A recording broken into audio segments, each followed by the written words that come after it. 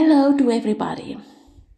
Maybe you wonder sometimes why you attract the same type of people in your life. So if your dating life feels like a remake of a movie, different actors but the same script, there is a pattern. In Hellenistic astrology, the first house represents your soul, your body, and your direction. But on the opposite side, you have 7 houses, which act as a mirror. You don't just attract people you like. You attract people who represent the part of yourself you haven't integrated yet.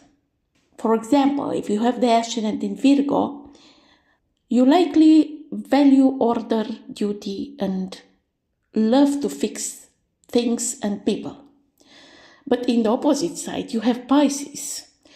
So you will attract this kind of archetype, people who are dreamy, perhaps a bit chaotic, or in need of saving. You are not unlucky with the partners. Your soul is looking for the water to balance your earth. So look in your natal chart to see where you have the first and the 7th house. Of course, there is also important the rulers of these houses, and if they make any kind of aspect.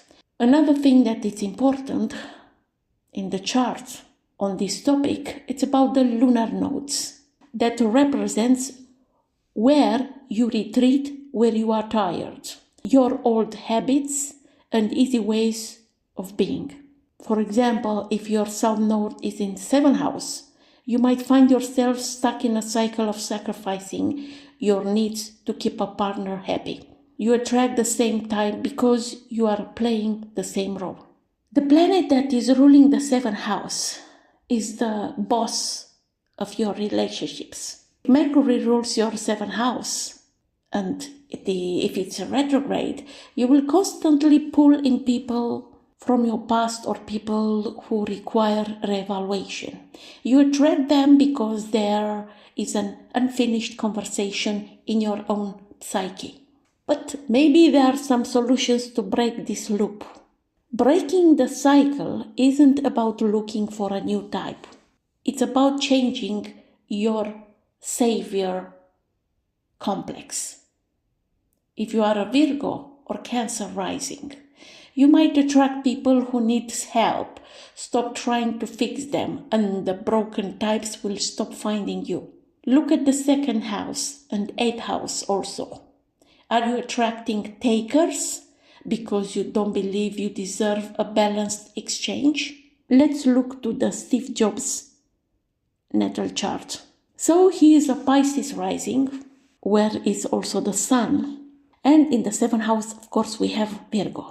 Jobs attracted and surrounded himself with the Virgo vibe. Highly technical, details-oriented, often critical people. You know the conflict with the Steve Wozniak. This was the necessary earth to ground his watery Pisces vision.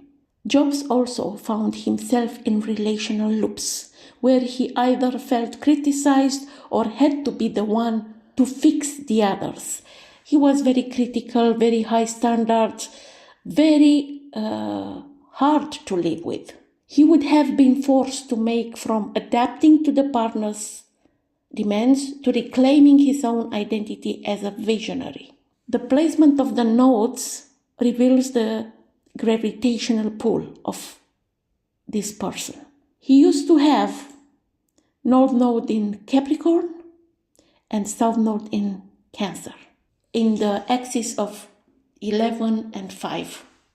As you know, his relationship with his loved ones in the first part of his life, I mean the women that he had been in relationship with, and his daughter that he didn't recognize her for many years.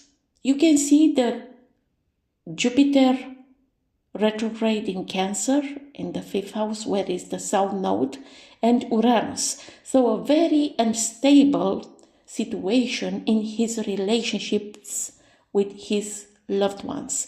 Here was a process of learning.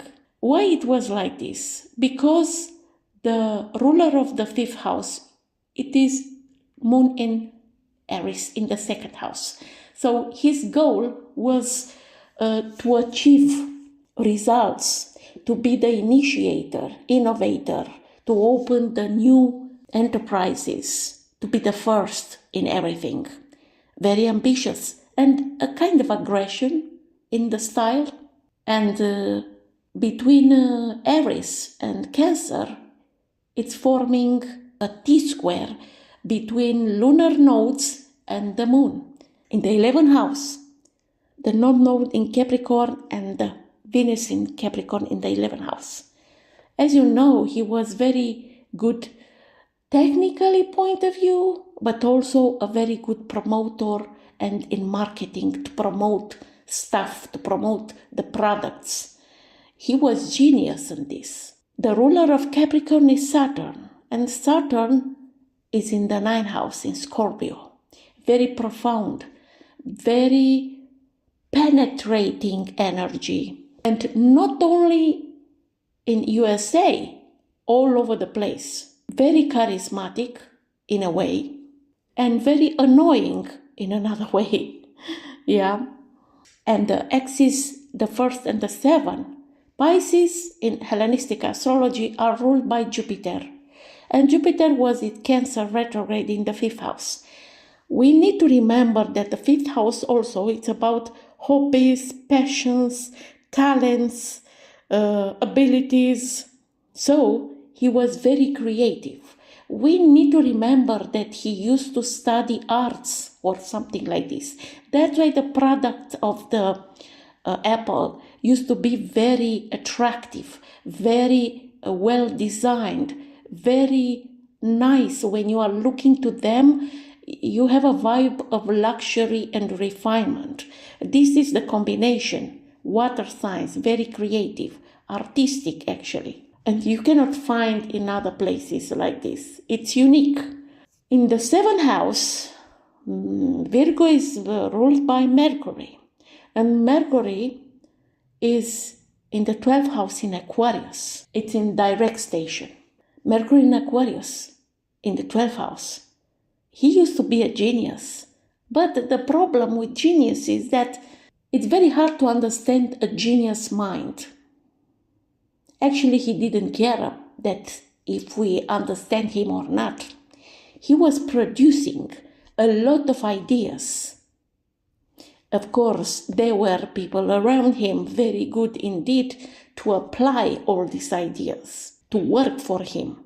Yes, it's true. He couldn't make all of this by himself alone. It's normal. But Mercury in Aquarius has a genius vibe. And as you see, Mercury in 12th house didn't make any major aspect. So it means that he had a very unique mind. But with this very unique mind to go in the 7th house and to rule that house, it's very hard to relate with the people. As we know, the Virgo archetype is very critical, not only with others, but also with themselves. Pay attention to the details, and with a lot of ideas and a lot of pressure that he used to put on the people to make performance. This is not easy. If you look in his natal chart.